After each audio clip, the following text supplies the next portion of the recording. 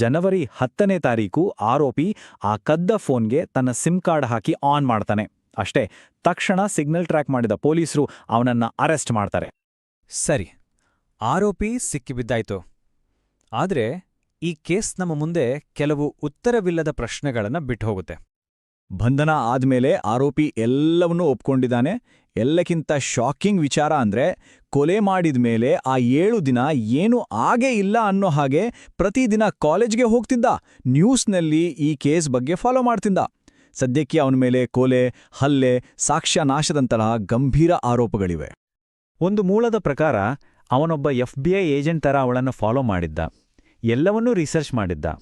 ಅದೆಲ್ಲ ಯಾಕೆ ಅಂದ್ರೆ ಕೇವಲ ಒಂದು ನಗುವಿಗಾಗಿ. ಈ ಒಂದು ಮಾತು ಅವನ ಗೀಳು ಎಷ್ಟರ ಮಟ್ಟಿಗಿತ್ತು ಅನ್ನೋದನ್ನ ತೋರಿಸುತ್ತೆ.